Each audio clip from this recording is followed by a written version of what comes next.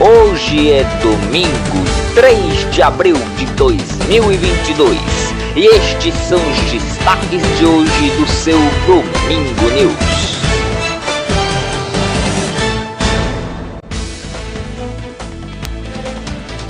Insegurança e Pojuca ficou à mercê da criminalidade. Precisou uma tragédia acontecer para a polícia militar começar a agir na região. Você vai ver também, as chuvas no Rio de Janeiro já deixam 15 pessoas mortas. É a pior chuva para Angra dos Reis. A capital carioca também se viu embaixo d'água. Na França, disputa acirrada que pode ir para o segundo turno. Veja também, no Sri Lanka, determinação de toque de recolher e uso maciço da força militar. Você vai ver ainda as notícias da guerra da Ucrânia e mais, os campeões nos campeonatos estaduais e uma festa vermelha e branca para comemorar a vaga do Náutico na final do campeonato pernambucano. Tudo isso e muito mais agora no seu Domingo News.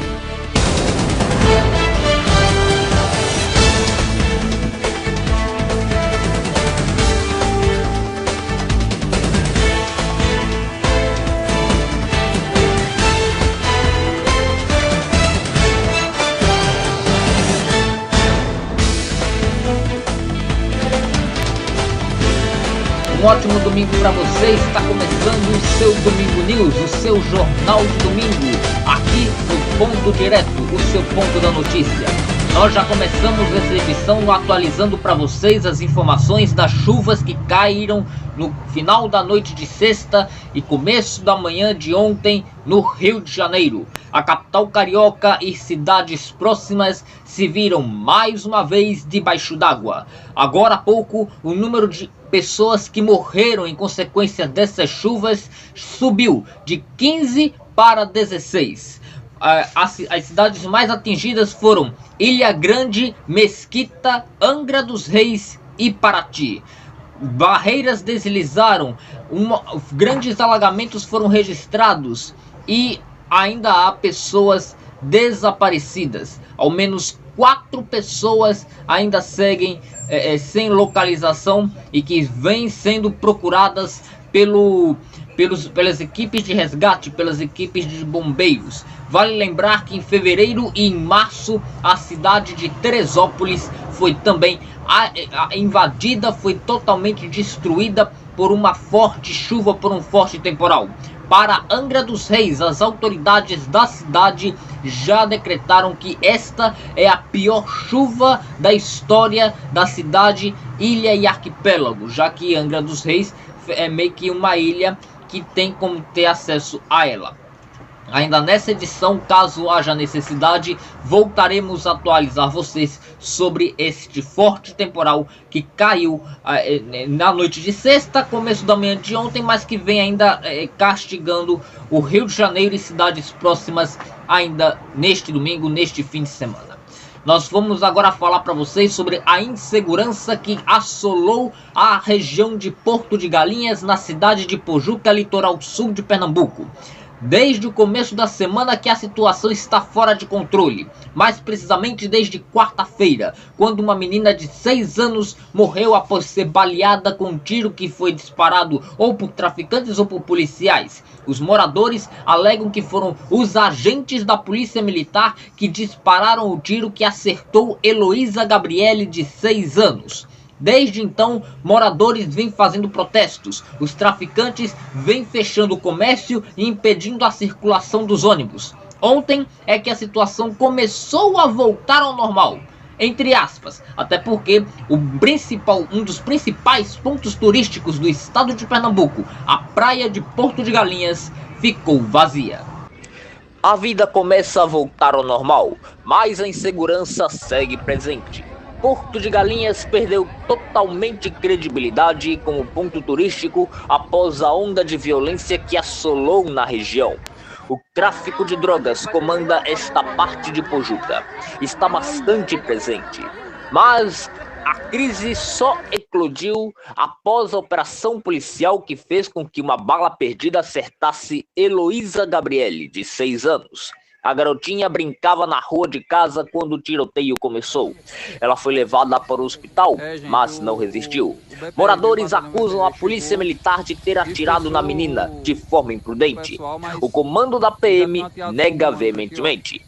Em 3 dias, o comércio não abriu, os ônibus não circularam, a praia mais famosa de Pernambuco ficou vazia. O clima era de caos. O secretário de Defesa Social, Humberto Freire, alegou que os traficantes estavam se aproveitando da tragédia para provocar um clima de tensão. Com isso, ao menos 250 agentes foram enviados do Recife para Ipojuca, na tentativa de restaurar a segurança da cidade. Segundo o Ministério Público do Estado, o tráfico de Ipojuca seria comandado por um grupo que se porta como o braço direito do PCC em Pernambuco. O agora ex-ministro do Turismo do governo de Jair Bolsonaro e pré-candidato ao Senado na chapa de Anderson Ferreira para o governo de Pernambuco, o Gilson Machado Neto, fez um vídeo criticando a gestão Paulo Câmara pelo abandono da segurança no município de Ipojuca. Abandono, desprezo, incompetência. Ipojuca está refém do crime. Banalização do absurdo. Criminalidade hoje, infelizmente, toma conta de Ipojuca, atualmente o nosso maior destino turístico. Praia de Porto de Galinhas e toda a cadeia hoteleira, fruto de muito trabalho de empresários do setor. O governo do estado deveria fazer, pelo menos, a segurança do trade. Não foi hoje que o crime se instalou em Ipojuca. O crime se instalou e vem aumentando de tamanho, diga-se de passagem, com a complacência total do governador Paulo Câmara. Já são 3 dias de baderna, onde jovens, a mando de crime organizado, bloqueiam os acessos da cidade e ameaçam moradores, comerciantes e turistas. Reflexo de um governo fraco e de um governador sem nenhuma autoridade. Governador, apoie os órgãos de segurança e dê condições para o combate efetivo à criminalidade e à violência no nosso estado. Paulo Câmara, infelizmente, você ainda é o governador de Pernambuco e o maior responsável pela segurança da população. Tenha coragem, governador. Saia do seu silêncio e faça alguma coisa. E a cidade de Ipojuca, ela está muito... E a responsabilidade dessa questão de segurança é do senhor Paulo Henrique Saraiva Câmara. Nas 2 eleições em que disputou para governo de Pernambuco, 2014 e 2018, Paulo Câmara disse veementemente que a segurança pública do estado seria de sua responsabilidade. E agora é, só que a atuação dela está sendo muito incompetente. Desde que assumiu o governo de Pernambuco, o programa Pacto pela Vida vem sendo desmontado, vem sendo sucateado, segundo alguns integrantes das polícias civil e militar de Pernambuco. Também existe aí uma deficiência administrativa e ainda por cima há uma perca de controle.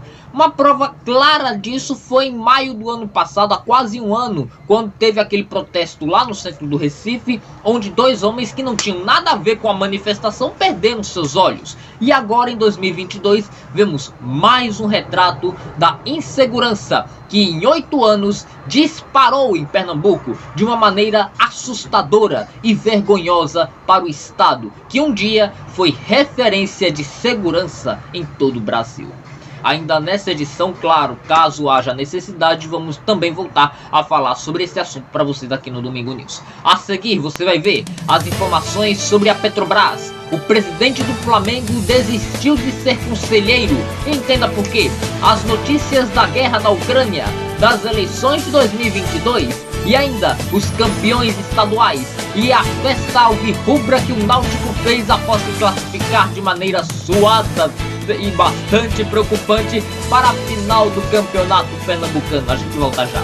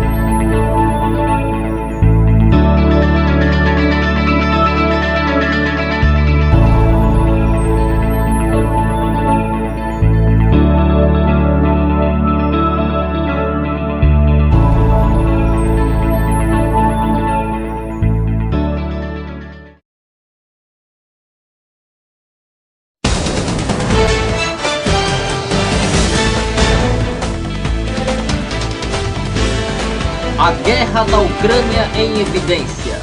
Russos teriam abandonado uma cidade que eles teriam dominado no sul da Ucrânia e vários corpos ficaram nas ruas. As tensões só aumentam cada dia que passa da guerra. O presidente Vladimir Putin estaria cometendo o mesmo erro que Adolf Hitler cometeu quando invadiu a União Soviética, segundo especialistas. E a situação pode desencadear novos desdobramentos até lá. As autoridades russas dizem que ainda não estão prontas todas as negociações para que haja a realização de um encontro pessoal entre Volodymyr Zelensky, o presidente da Ucrânia, com Vladimir Putin, o presidente da Rússia. O rublo, através de uma movimentação do presidente da Rússia, começou a se valorizar, o que seria uma boa notícia para a economia russa, já que eles baixaram um decreto onde todos os devedores do combustível que é fornecido pela Rússia paguem em rublo, a moeda russa, para os devedores, no caso o governo da Rússia. Mas falando especialmente do conflito em si, temos boas notícias de que houve a abertura de novos corredores humanitários para poder retirar civis das áreas de conflito. O prefeito de Kiev disse que o entorno da capital ucraniana já estaria sob o poderio ucraniano, já a partir do recuo dos militares russos. Entretanto, a Organização das Nações Unidas informa que pelo menos 1.325 pessoas, civis ucranianos, morreram desde o começo da guerra da Ucrânia, uma das piores guerras que a Europa já viu. Claro que a qualquer momento voltaremos com novas informações sobre a guerra da Ucrânia aqui no Ponto Direto. Nós vamos agora falar sobre as tensões no Sri Lanka. O governo do país decretou toque de recolher e uso das forças armadas nas ruas para conter manifestações. O toque de recolher deve seguir até amanhã de segunda-feira. O presidente do Sri Lanka determinou poderes maciços para os militares seguirem contra os manifestantes que protestam contra as ações do governo do país, que são incapazes de frear a crise econômica em que se encontra. Serão 36 horas de toque de recolher, mas apesar da determinação do governo local, a população segue nas ruas protestando. Na França e na Hungria, hoje é dia de eleições. Na Hungria, as pessoas estão decidindo quem vai eleger. Viktor Orbán é o atual primeiro-ministro que tenta a reeleição. Porém, ele enfrenta uma fortíssima oposição que se uniu para derrotá-lo. Viktor Orbán é o primeiro-ministro da Hungria e vinha sendo ultimamente muito criticado. O resultado deve sair até o fim do dia. Na França, as pesquisas de intenção de voto mostram que a eleição por lá vai para o segundo turno entre Emmanuel Macron e Marine Le Pen. Os dois protagonizaram a polarização das eleições francesas anteriores que aconteceram em 2016. Macron é o favorito, mesmo estando desgastado, principalmente agora nos últimos dias com a guerra da Ucrânia. O presidente francês tenta a reeleição em cima da adversária, que é conhecida pela sua ideologia de extrema direita. Enquanto isso, no mundo árabe começou o chamado Ramadã. O evento religioso é sagrado para os muçulmanos e dura cerca de um mês, onde os fiéis se concentram em comemoração da criação do Alcorão, livro sagrado do Islã, escrito por Maomé. Pelos países árabes, os muçulmanos estão se preparando para reverenciar a época.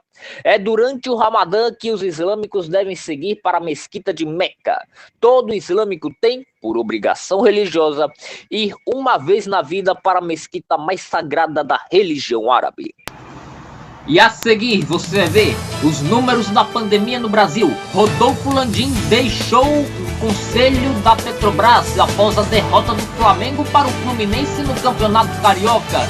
E ainda os campeões estaduais. E quem foi e o que foi que aconteceu no Recife para o Náutico colorir a capital pernambucana de vermelho e branco. O time está na final, mas pense numa final uma semifinal sofrida. A gente volta já.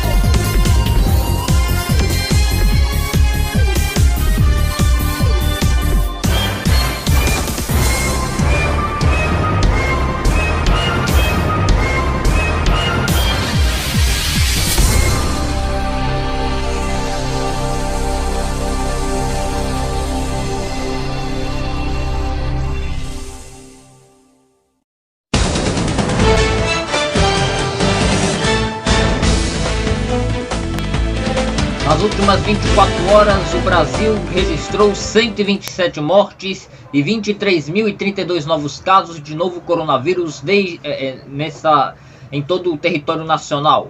Esses números foram confirmados pelo Consórcio Nacional de Veículos de Imprensa liderados pelo portal de notícias G1. No total, o Brasil tem 660.192 mortes provocadas pela Covid e 29.995.638 pessoas que pegaram Covid desde o começo da pandemia. A média móvel de mortes está em menos 35%, uma queda. A média móvel de casos também está em menos 36%, em tendência de queda. 4 estados estão em tendência de alta no número de mortes por conta do novo coronavírus. São Amapá, Amazonas, Sergipe e Goiás. 2 estados têm tendência de estabilidade, Pernambuco e Mato Grosso do Sul. Os outros 18 estados estão em tendência de queda. Minas Gerais, Pará, São Paulo, Bahia, Rio Grande do Sul, Ceará, Mato Grosso, Alagoas, Tocantins, Rondônia, Paraíba, Maranhão, Santa Catarina, Paraná, Espírito Santo, Rio Grande do Norte, Roraima e Acre. O Distrito Federal não divulgou os seus dados a tempo para o balanço.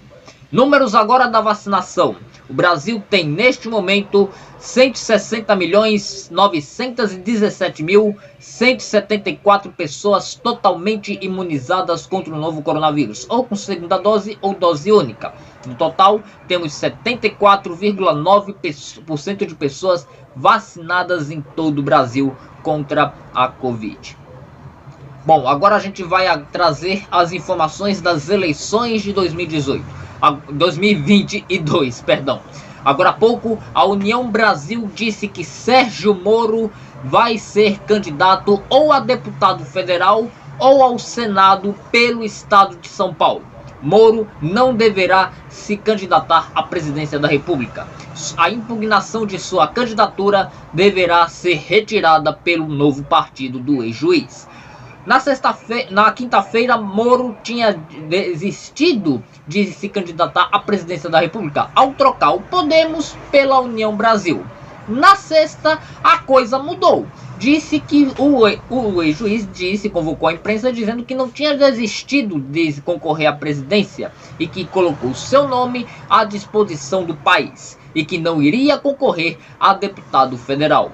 Ontem foi o último dia para rotular ali e inscrever as pré-candidaturas à presidência da República. E Moro acabou não sendo inscrito. Isso aí faz com que o ex-juiz deixe de concorrer oficialmente à presidência da República Federativa do Brasil.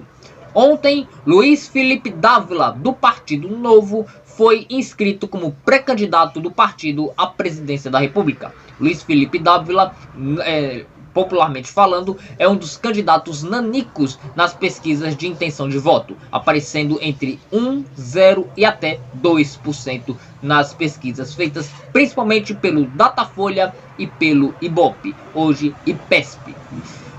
E falando agora no âmbito local, nós já temos os pré-candidatos ao governo de Pernambuco. São eles: Marília Reis, do Solidariedade, Raquel Lira, do PSDB, que tem como vice de chapa Priscila Krause, um grande nome da política pernambucana. Temos ainda Miguel Coelho, da União Brasil, Anderson Ferreira, do PL, João Arnaldo, do PSOL e Danilo Cabral, do PSB.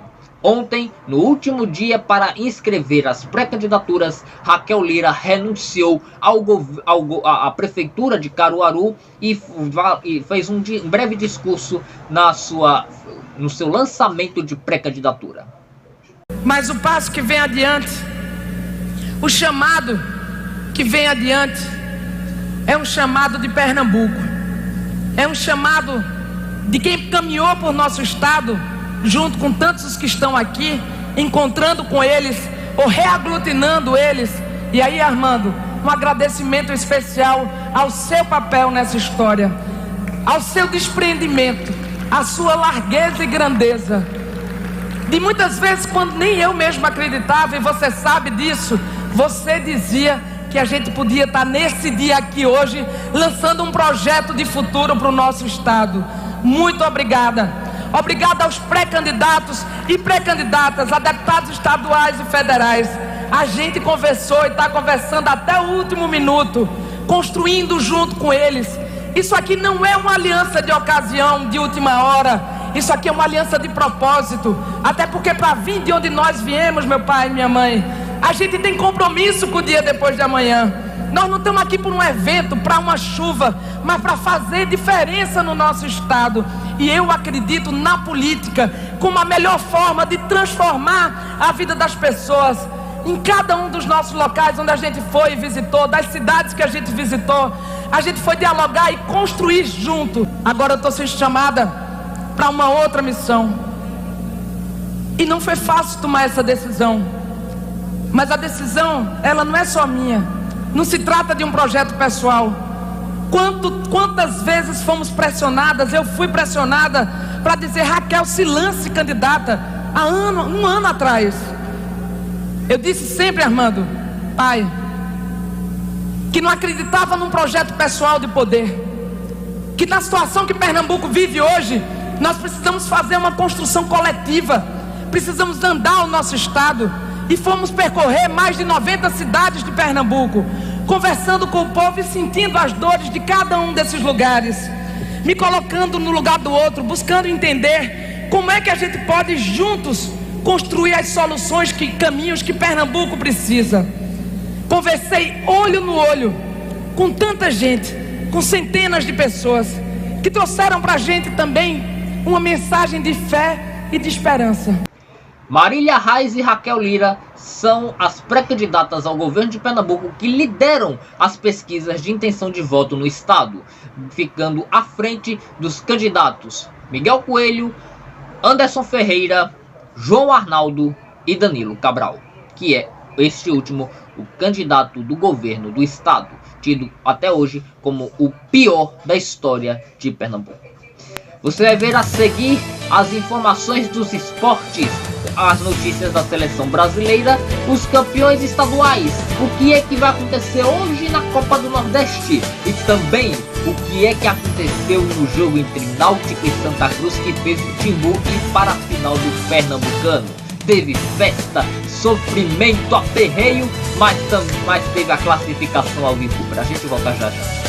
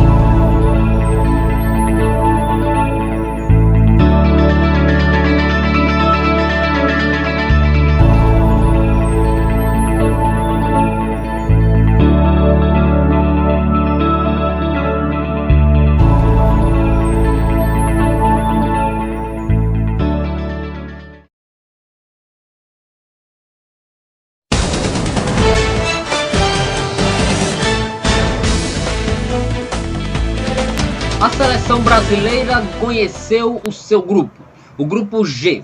A seleção brasileira vai estrear na Copa do Catar em 24 de novembro contra a Sérvia. Seleção essa que o Brasil estreou na Copa do Mundo da Rússia em 2018. Logo em seguida vai jogar contra a Suíça, também segunda adversária do Brasil na Copa de 2018.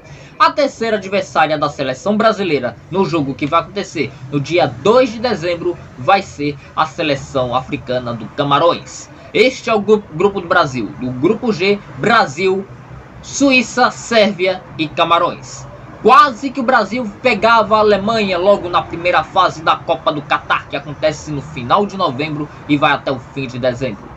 A seleção alemã está em outro grupo. Essa vai ser a primeira Copa do Mundo ocorrida em um país árabe. Agora há pouco, o presidente do Flamengo, Rodolfo Landim, anunciou que não vai mais ser conselheiro da Petrobras. A estatal perdeu esse conselheiro após a derrota do Flamengo na final do Campeonato Carioca.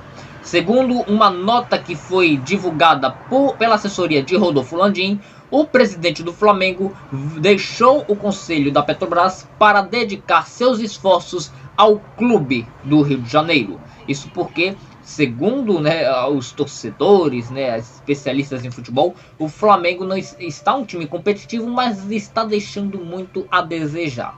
Vamos entender agora um pouco melhor isso, Para quem é flamenguista, isso não é uma boa notícia, mas para quem é tricolor carioca, essa é uma consagração. Depois de 10 anos, o Fluminense tornou-se campeão carioca pela primeira vez após uma década. Volto a frisar isso, porque o Fluminense fez uma final bonita. E pense em uma grande emoção que teve no segundo tempo até o fim do jogo. Veja aí. Quem abriu o placar foi o Flamengo com Gabigol, aos 29 minutos do primeiro tempo. Aos 44 ainda da primeira fase, Germancano empatou para os tricolores. E era apenas o empate que o Fluminense precisava para erguer a taça de campeão carioca pela primeira vez em 10 anos. Fascina pela sua disciplina, o Fluminense me domina. Eu tenho amor ao tricolor. Salve o querido pavilhão das três cores que traduzem tradição. A paz, a esperança e o vigor, unido e forte pelo esporte. Eu sou tricolor. Vence o Fluminense com verde da esperança, pois quem espera sempre alcança. Clube que orgulha o Brasil, retumbante de glórias e vitórias mil. Sou tricolor de coração, sou do clube tantas vezes campeão. Fascina pela sua disciplina, o Fluminense me domina. Eu tenho amor ao tricolor. Salve o querido pavilhão das três cores que traduzem tradição.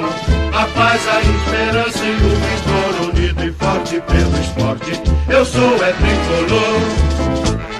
Vence o Fluminense com sangue encarnado, com amor e com vigor. Faz a torcida querida vibrar com emoção, o tricampeão.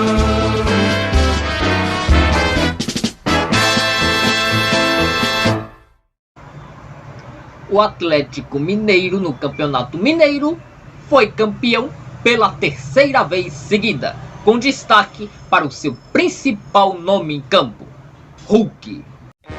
Não foi apenas um dia do Atlético Mineiro, também foi do seu principal jogador, Hulk, que abriu o placar aos 31 minutos do primeiro tempo. No segundo tempo, Fernandes ampliou para o Galo e Hulk descontou mais um gol. 3 para o Atlético, 0 para o Cruzeiro, que conseguiu fazer no finzinho da partida com o Júnior o seu gol de honra. O Galo mostrou-se gigante em Belo Horizonte e ergueu a taça pela terceira vez seguida de campeão mineiro. Pus o nome de Minas no cenário esportivo mundial. Lutar, lutar, lutar pelos gramados do mundo pra vencer. Clube Atlético Mineiro, uma vez até morrer. Nós somos campeões do gelo, o nosso time é imortal. Nós somos campeões dos campeões, somos orgulho do esporte nacional. Lutar, lutar, lutar, com toda a nossa raça pra vencer. No Campeonato Gaúcho, a surpresa não foi ver um Grenal, mas o Grêmio manteve o seu favoritismo e ergueu a taça. Bruno Alves abriu o placar nos acréscimos do primeiro tempo. Antônio Oliveira ampliou para o tricolor, mas Eric Samuel, no finzinho da partida, diminuiu para o Ipiranga. Com uma vitória no jogo da ida, o Grêmio tornou-se campeão gaúcho de 2022. O que der e vier, mas o certo é que nós estaremos com o Grêmio onde o Grêmio estiver. Até a pé nós iremos, para o que der e vier. Mas o certo é que nós estaremos com o Grêmio onde o Grêmio estiver. 50 anos de glória. O Campeonato Pernambucano não se encerrou, ainda vai ter a final, ou melhor, ainda vai ter um outro jogo da semifinal. Mas nós já temos um finalista, Clube Náutico Capibaribe. O Timbu jogou o clássico das emoções com seu rival, Santa Cruz. Ontem, antes da partida, teve festa alvirrubra nos arredores do estádio Eládio de Barros Carvalho. Antes da partida, movimentação gigante na Avenida Rosa e Silva. Vários torcedores alvirrubros compareceram ao jogo. Ao todo, 10.006 torcedores do Náutico estiveram na arquibancada. 2 horas antes, a torcida estava animada. Uma festa de apoio ao time foi feita pela torcida. Festa que coloriu de vermelho e branco o bairro dos Aflitos.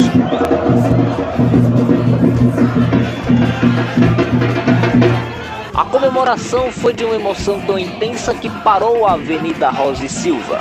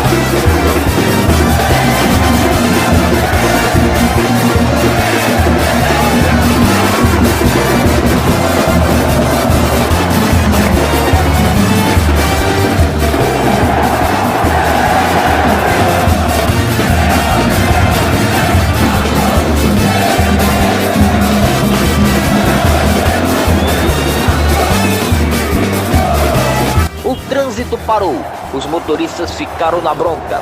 Parecia que a festa não iria acabar. Correria dos agentes policiais. A festa para e o tráfego é liberado. Um mega esforço policial foi montado para o clássico das emoções, mesmo só tendo torcida do Timbu liberada para entrar no estádio. O reforço foi pelo bairro inteiro. Uma grande movimentação acontece aqui nos arredores do estádio Eládio de Barros Carvalho, o estádio dos Aflitos. A torcida veio em peso apoiar o time do Náutico. A polícia também reforça os arredores para evitar confusões.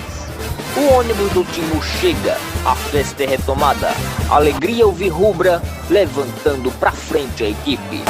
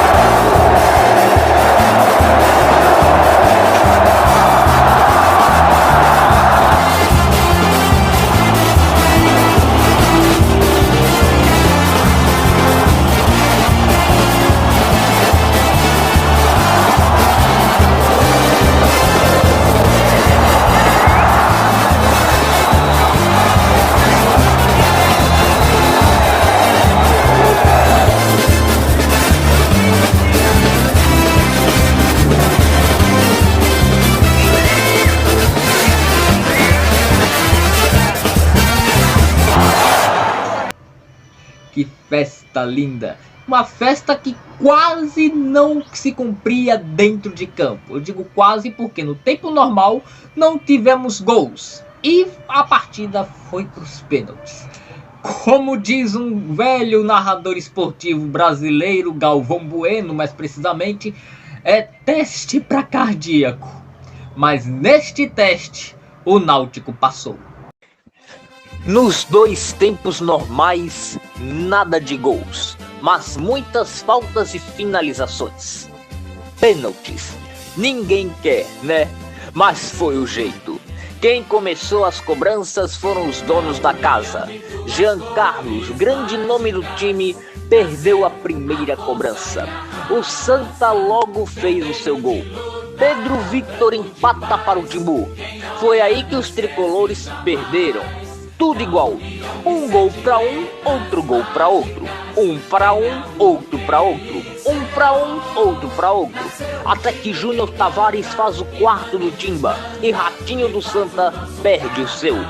Náutico na final do Campeonato Pernambucano. Um feito que pode até não ter sido conquistado no Nordestão, mas no estadual isso sim foi feito. Festa alvirrubra nos aflitos. A invasão foi para festejar uma classificação conquistada na raça, numa festa de paz se fazendo na prática. Assim, o dilema do Timba.